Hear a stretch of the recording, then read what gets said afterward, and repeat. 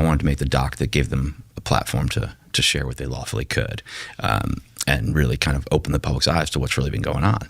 And as I started to socialize that, it started to catch momentum. I would have like a private meal with one intelligence official, explain what I wanted to do. They would think about it. They would come back and say, you know what, I think I'd be interested in participating, but let's see who else you can get before I say I will. And then they'd introduce me to a couple of their friends and sort of sent me down a rabbit hole. Eventually I started getting passed up to senior members of the Senate Intelligence Committee, the staff, the members, same thing with the Senate Armed Services Committee.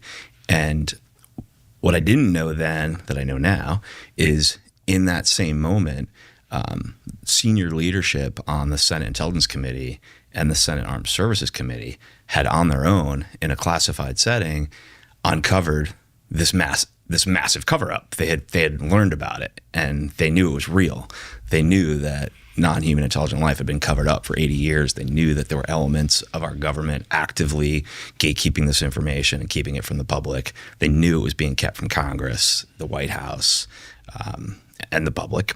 And they were trying to figure out a way to get the base facts out into the public. None of those politicians as elected leaders wanted to be the one guy out on a limb going on Fox News or CNN saying these extraordinary things and being subject to the pushback. And they didn't really have a way to tell the world this complicated situation, right? And so I was sort of in the right place at the right time, in that while they were having that thought process, I was socializing that I wanted to make a documentary that would essentially do that, right? And so something really wild happened, which is basically there was this moment in time where, while I was putting together the documentary, my film essentially became the plan for disclosure for those who had the knowledge. So this group of military, government, and intelligence officials that had learned the truth about the cover-up decided my film would be the vehicle for disclosing that information. And I spent about 3.5 years putting this together, both learning the lay of the land myself and really understanding what's real and what's not real. And, as they say, the saying, who's who in the zoo, like all the different players in all this. And then making it, doing interviews over the course of 3 years. In the beginning, when you said you were meeting with some intelligence officials that were sort of like guiding you in the right direction and telling you, like, if you can get more people to speak out, we'll do it too publicly. How many of them, those original intelligence people you were talking about, were in the movie? A number of them. Most of them. Most of them? Most of them. Like who? So, for example, Jay Stratton. Okay. Jay was... Was he one of the first people you talked to? Yeah. So Jay was in the process of retiring from government when I met him. At the time, he was the director of the U.S. government's UAP task force, the largest whole of government investigation of UAP and non-human intelligent life. Right. His story is pretty amazing. He's really the central figure in the modern investigation of UAP and non-human intelligent life, and frankly, in disclosure. He and an intelligence official named Dr. James Lakatsky, goes by Jim, they co-founded OSAP, the investigation of UAP that eventually became known as ATIP. There was this moment in time where OSAP essentially lost its funding, and they carried on as a bootstrapped working group that went by ATIP.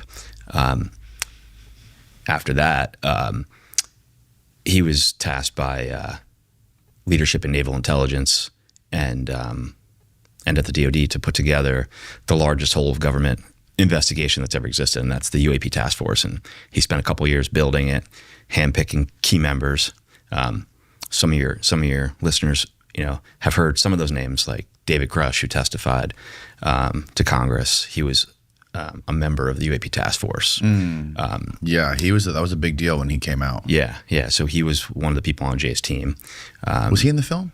Yeah, he was in the film, wasn't he? There's some footage of him in the film. Yeah, Okay. his But no, he didn't do any interviews. Yeah, we didn't do a direct interview, but I had I already knew I had him in the film through his congressional hearings where he was saying the most important stuff. So, I liked having the hearing footage in there. I think it makes people. There's a lot of people who watch the movie. That he was saying in front of Congress was nutty. Yeah, and there's a lot of people who watch the movie and they say to me, they're like, I had no idea those hearings even happened. Right. People are just so busy. Everyone's got their 9 to 5 and, putting food on the table for the kids and all those other priorities. And, maybe they see it in their social media feed. Oh, there was this hearing in UFOs, but it doesn't really register for everybody. So Jay was there from the jump, and he was sort of leading you around, kind of like holding your hand, showing you the lay of the land, where to go, what branches to shake.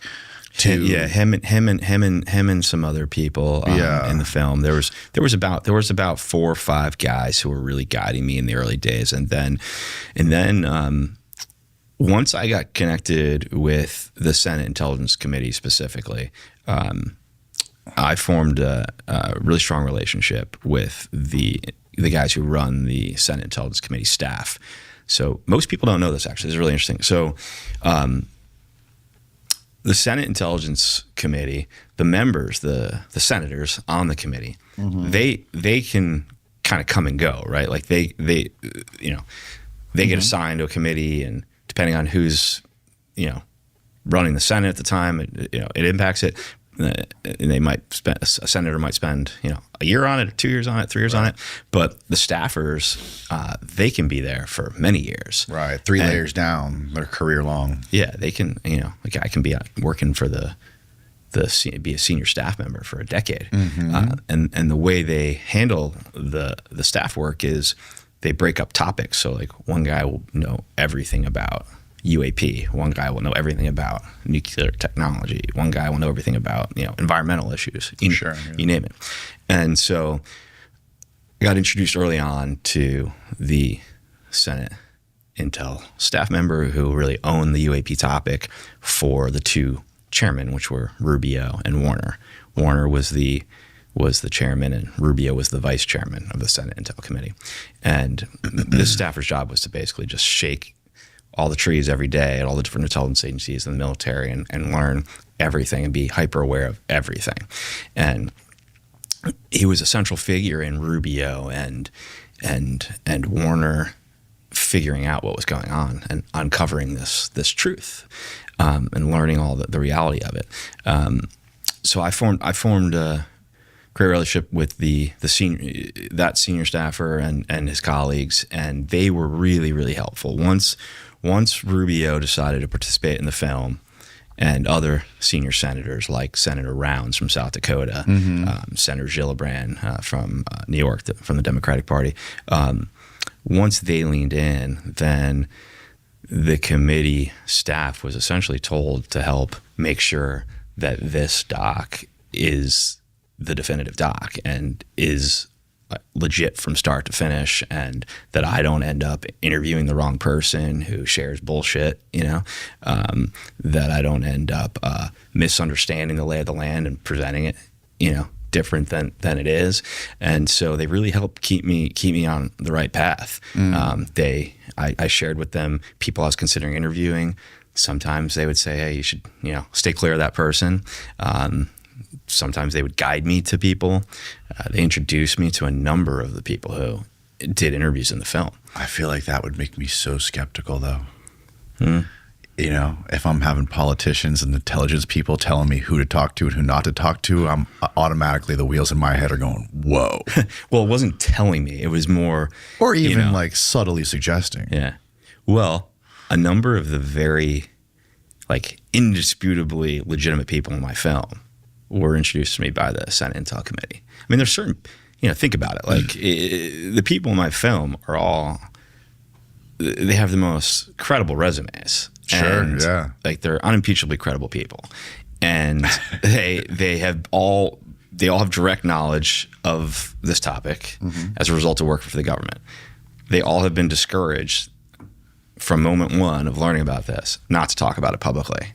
You know, it makes sense that like it would help encourage them to do it if, you know, they're hearing from folks on the Senate Intelligence Committee that, hey, you know, people like Rubio and Gillibrand and Rounds have decided this is the best way for the truth to come out, and we encourage you to participate in this. You know, so you know, I think the reason I say that is what changed my perspective on this whole topic indefinitely was that movie Mirage Men about Paul Benowitz. Are you familiar with that one? Yeah, it's a crazy story, man.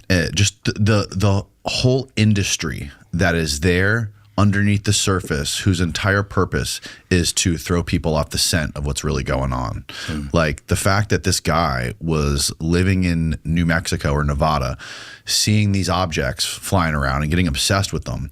The fact that they had like a whole group of people from the NSA and from the Air Force whose job was to convince this guy that he was seeing aliens from another world. When in reality, it was just their own technology that they were testing. Drove the guy crazy, installed NSA next door to him to beam shit into his house because he was using radios and shit to detect stuff. He was going nuts. And they were like beaming stuff into his house, saying that they were a civilization from another planet that had run out of water and they were coming here. And they knew that this guy was a big deal in MUFON. And they knew MUFON, this was in like the 60s, I think, 70s maybe. They knew that MUFON had been penetrated by the Soviets because the Soviets were trying to get more information and intelligence on what we had going on in our Air Force bases and our war weapon technology, all that kind of stuff during the Cold War. So they're like, oh, this is a great opportunity to just convince this guy it's aliens. He's going to go tell everyone in MUFON, and that's going to poison the well. He's going to be a conduit of disinfo for the Soviet spies who are trying to get information on us. The guy ended up going to a mental institution and dying. And like, I was like, after that, I was like, whoa, okay, this is a fucking hall of mirrors. That's a real situation, for sure. But you got to also remember, you know, I learned about all that as well, and I originally had the same reaction as you. But then, you know, you got to realize the role that storyline plays in a bigger picture, right? Why is it that elements of the Intelligence Committee, not the Intelligence Committee, of the intelligence community, would make up a story like that to try to have it end up, as you said, received by the Russians as real, right? Right. Because the answer is because there is, in fact, a high-stakes secret Cold War race playing out, and there has been since the 40s regarding non-human technology.